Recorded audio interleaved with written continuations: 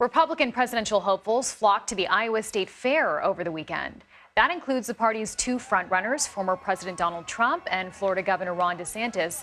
The crowd surrounding Trump were unmatched ahead of his potential indictment in Georgia. Our political reporter Aaron Navarro was at the fair over the weekend and joins us now with more on this. Aaron, thanks for making time. So Trump was bombarded with questions about the 2020 election ahead of the fair. Take a listen first. You know, we did great in 2016. We won. We did much better. I hate to say this. We did much better in 2020. The election was rigged. And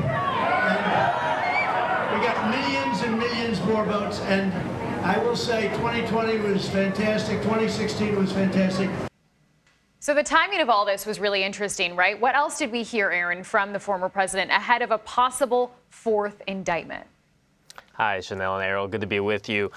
This morning on Truth Social, Trump continued to go after the prosecutor in Fulton County, Fani Willis, and said that Lieutenant Governor Jeff Duncan, who's expected to testify before that grand jury this morning, Trump doesn't know him. He shouldn't be, interviewed. Essentially, just trying to attack this case online as the testifying continues. But Trump was also in campaign mode, of course, in Iowa, and notably made the remark in that clip you showed a little bit after that he knows he's 50 points up in the polls, but that he is not ceding Iowa, that he will be back. So a mix of trying to defend himself, of course, with these legal cases and also campaigning to be president.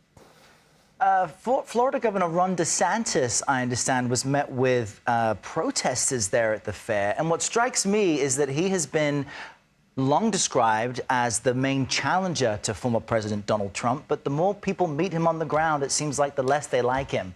What do you take away from following him around this weekend?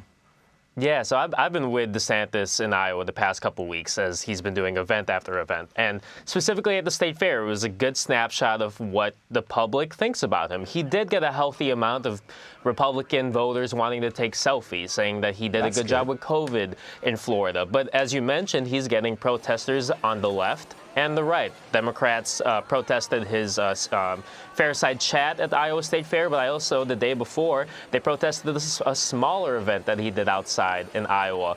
And you're also getting Republicans, specifically on the Trump side, shouting Trump 2024 at him as he's walking through the fair with his family, or Meatball, referring to the nickname that Trump has for him. So it's a mix of reactions for him as he gets out in the public, but it is notable, while his crowd size and the interest from people in him doesn't necessarily match Trump on the ground, it was bigger than the other candidates I saw over the weekend, like Nikki Haley or Vivek Ramaswamy.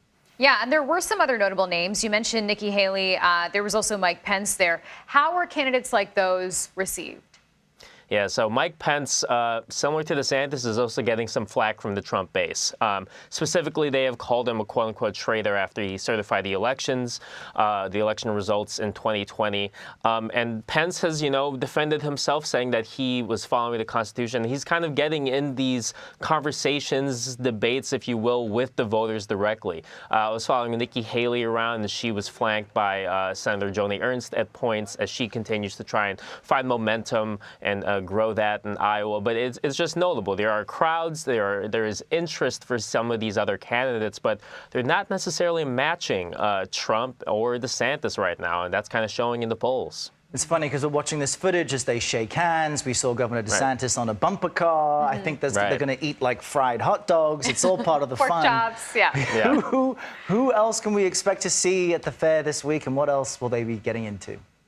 Yeah, I think the biggest name will be South Carolina Senator Tim Scott, who has been gaining a bit of momentum, maybe cutting into that base that DeSantis has, certainly has with some of the donors that DeSantis could be courting. And we'll also see some other candidates like Representative Will Hurd. But it was notable, a lot of the oxygen was really sucked up by Trump, and he was there for maybe an hour on Saturday, while all these other candidates are spending days in Iowa. So it's kind of emblematic of how the primary stands right now.